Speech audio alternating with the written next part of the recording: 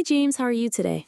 Hey, Anna, I'm doing really well. I had a nice walk in the morning, so I feel fresh. How about you? That sounds great. I'm good too. I just finished my coffee and now I'm ready for a listen. Perfect. Today we're recording in a coffee shop setting, right? Yes, exactly. We'll pretend we are two friends meeting in a cafe, and along the way, we'll introduce useful English expressions. I love that idea. It's like learning English in real life. Okay, so let's imagine. I see you across the room. Hey, James, over here.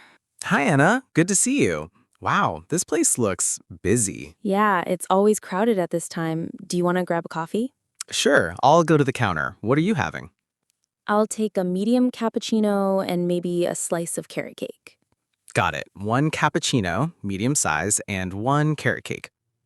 Thanks. I'll get us a table by the window. Here you go. Cappuccino and cake for you. Perfect, thank you. What did you get? Just a black coffee. I'm trying to cut down on sugar.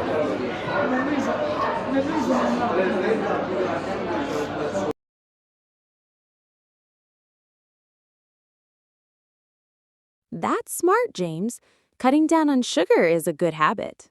Yeah, I've been trying for a few weeks now. It's not easy, but I feel better already. That's great. By the way, this cafe feels really cozy, doesn't it? It does. I like the warm lights and the music in the background. It makes the place relaxing. Exactly. Now, let's talk about some phrases from our little cafe conversation.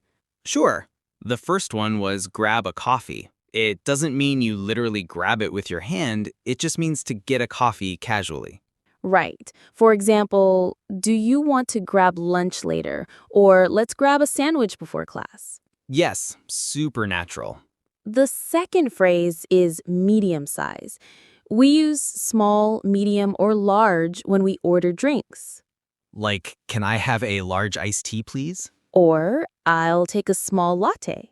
The third phrase was cut down on. It means reduce something, usually food, drink, or habits. For example, I'm trying to cut down on social media. Or she wants to cut down on chocolate before summer. Great. These are all very useful in daily conversations.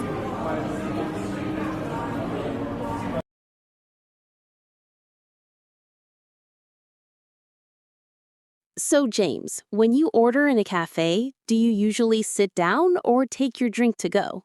Good question. I usually sit down because I like the atmosphere, but sometimes I take it to go if I'm busy. Same here. By the way, to go is another useful phrase for learners. Yes, when you say to go, it means you want to take the drink with you instead of drinking it at the cafe. For example, can I have a latte to go, please? Or two cappuccinos to go, thanks. Another phrase is by the window. Remember when I said, I'll grab us a table by the window? Right, that means you want to sit at a table next to the window. It's a very common way to describe where you want to sit. Exactly. You can also say, let's sit by the door, or I like sitting by the counter. Nice examples. So in this short cafe scene, we've learned 5 phrases. Grab a coffee, medium size, cut down on, to go, and by the window. That's a great start for learners. Small expressions like these really build confidence. Let's practice these phrases with new examples. Can you make a sentence with grab? Sure. After the movie, let's grab some pizza. Nice. My turn. I usually grab a sandwich when I'm in a hurry. Perfect. Now let's try cut down on. Okay. I need to cut down on online shopping. It's getting expensive. That's a good one. My example, he wants to cut down on watching TV and start reading more. Excellent. Here's a tip for learners. Instead of always saying, I want a coffee, try to sound more natural.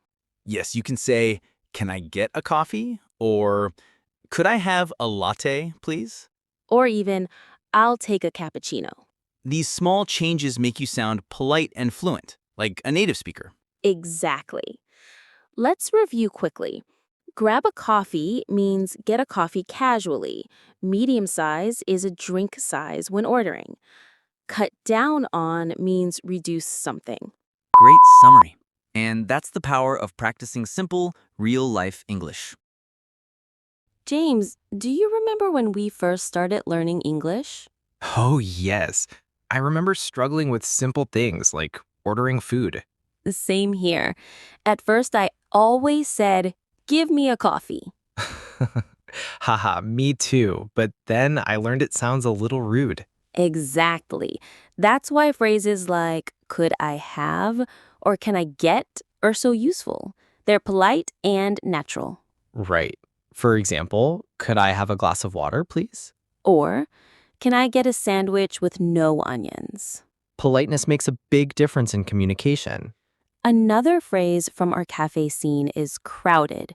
Remember when you said, "This place looks busy"? Yes, busy or crowded means there are many people in the same place. For example, the subway is always crowded in the morning. Or the restaurant was so crowded we had to wait for a table. Great! Learners should practice these small words because they come up all the time in daily conversations. Exactly. The more you use them, the more natural you sound. Let's practice some role play, James. Pretend I'm the customer and you're the cashier. Sounds fun. Go ahead. Hi, could I get a medium cappuccino to go, please? Of course. Would you like anything else with that? Yes, a slice of carrot cake, please. Great. That will be $6. Do you want to pay by card or cash? By card, please. Perfect. Here's your coffee and cake. Have a nice day. Thanks a lot. Role play is a great way to practice English. It helps you get ready for real situations. Absolutely. And even if you make mistakes, it's okay. The important thing is to keep trying. Right. Every mistake is just another step toward fluency. Exactly. Learners should never feel afraid to order food or drinks in English. Yes, because people usually appreciate the effort when you try.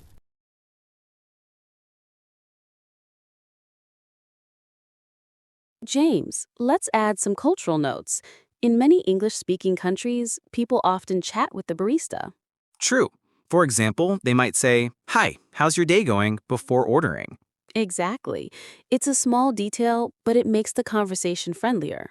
And sometimes the barista will even remember your usual order. That's right. You could hear the usual, meaning the drink you normally buy. For example, cappuccino again? Or, "Anna, do you want your regular latte?" These interactions make cafes more personal and fun. Another cultural tip. In the US, people often leave a tip at cafes. Yes, even for just a coffee, many customers drop some coins or $1 in the tip jar. Anna should know this because tipping is part of the culture. Exactly. It's not required everywhere, but in the US, it's polite.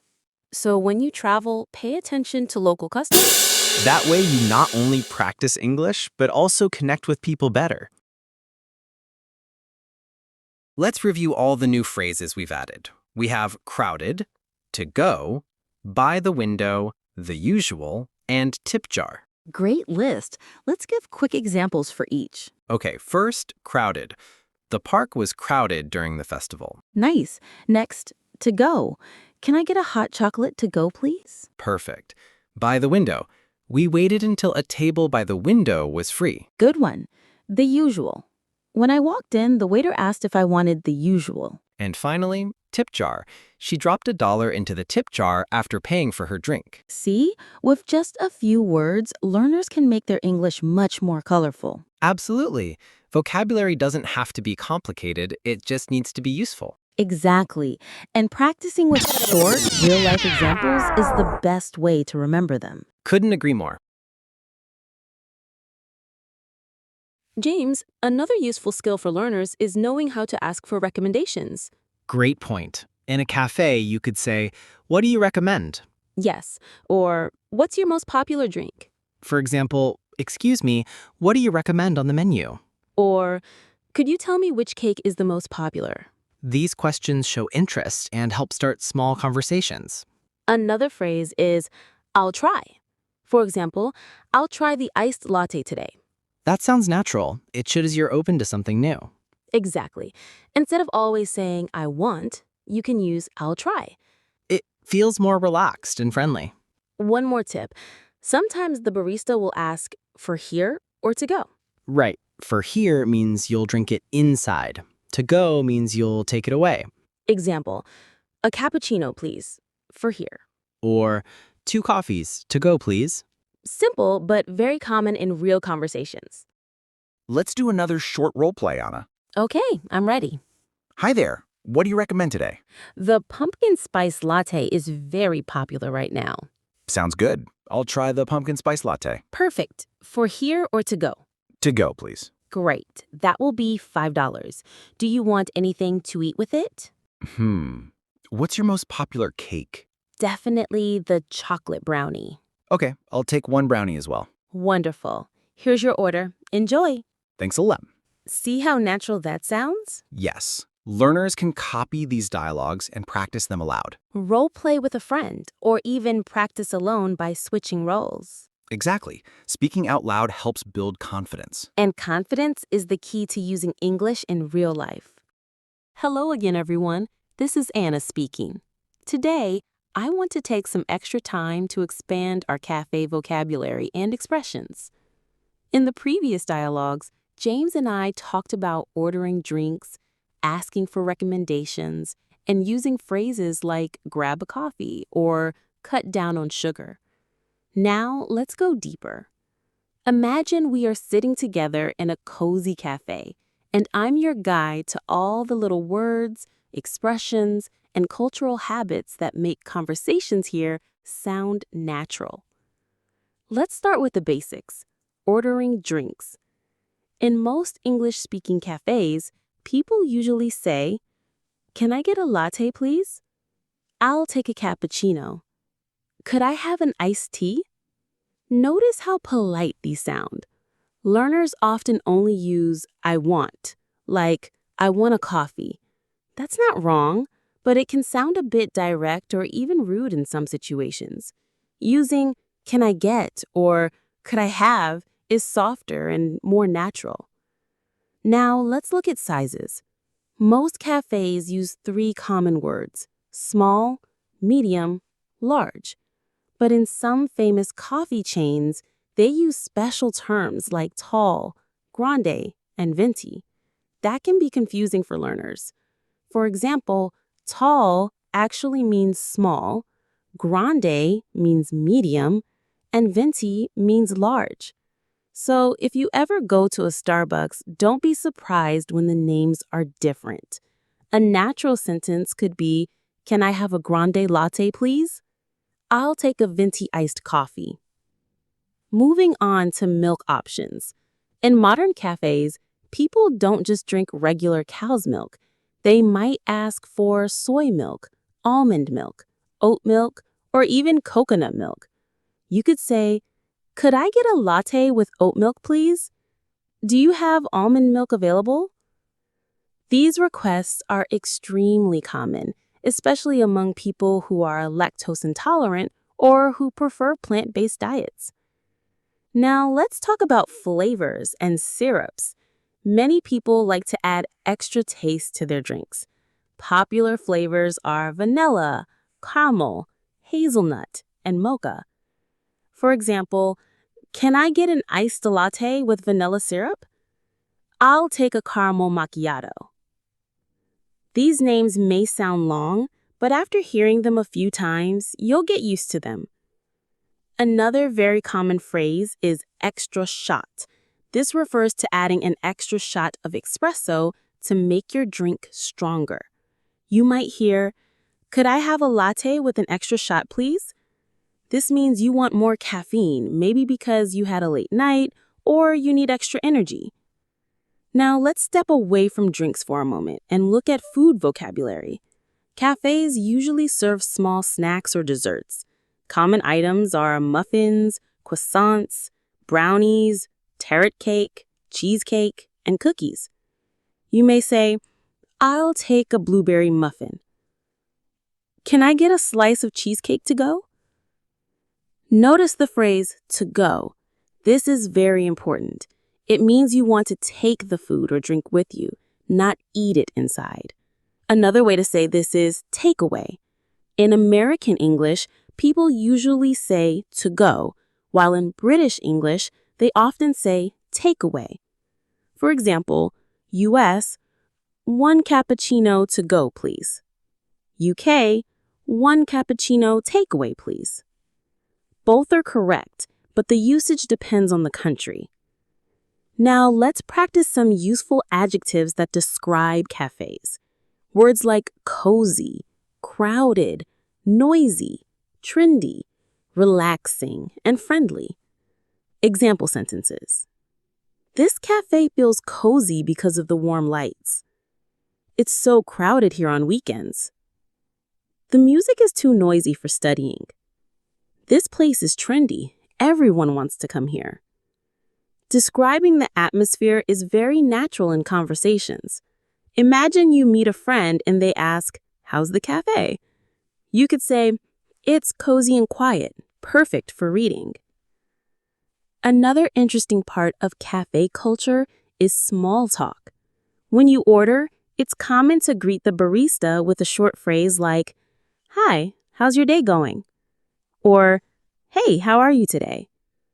And sometimes the barista replies with something friendly like, "Good, thanks. What can I get started for you?" Or, "Not bad, a little busy today." These small exchanges make the interaction warmer.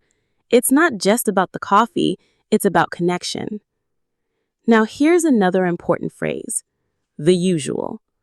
When you often go to the same cafe, the staff might remember your favorite order. They might say, "The usual today?" Or, "Do you want your regular cappuccino?" This shows familiarity and friendliness. Speaking of cultural habits, let's talk about tipping. In many U.S. cafes, people leave a tip. Sometimes there's a tip jar by the register, or if you pay by card, the machine will ask if you want to leave 10%, 15%, or 20%. It's not absolutely required, but it's considered polite. In the UK or other parts of Europe, tipping in a cafe is less common, but leaving small change is always appreciated. So remember, tipping practices vary by country. Now let's practice a mini dialogue in your head. Imagine you are ordering. "Hi, could I get a medium cappuccino with oat milk, please?" The barista says, "For here or to go?" You reply, "To go, please." They say, "That will be $4. Would you like anything to eat?" You answer, "Yes, I'll take a chocolate brownie." This simple practice helps you prepare for real life. Next, let's talk about expressions with coffee in everyday English. Did you know that coffee is used in many idioms? For example, wake up and smell the coffee. This means face reality or pay attention. Coffee break. A short rest from work, usually to drink coffee. Let's grab coffee sometime. This doesn't only mean drinking coffee, it often means meeting up casually with a friend. These expressions are very common, and using them makes your English sound more natural. Now let's switch to practical phrases for studying or working in a cafe. Many students or freelancers go to cafes to work. Common phrases are, "Do you have free Wi-Fi?" "Could I get the Wi-Fi password, please?" "Is there an outlet I can use for my laptop?" These are very useful if you plan to stay in the cafe for a while. Let's also cover common mistakes learners make. One mistake is using "I want" too often. Another mistake is forgetting to say please or thank you. In cafe culture, politeness matters a lot. Always add please when you order and say thank you when you receive your drink. A simple "thanks a lot" can make the whole interaction friendlier. Before we finish, let's practice some role-play sentences you can repeat at home. "Can I get a large iced latte, please?" "I'll take a cappuccino with almond milk." "Could I have a slice of carrot cake?" "Do you have soy milk?" "What do you recommend?" For here or to go? "I'll try the pumpkin spice latte." "Can I have the usual today?" Try saying these out loud several times. The more you practice, the more natural they will feel. Finally, let me leave you with the tip.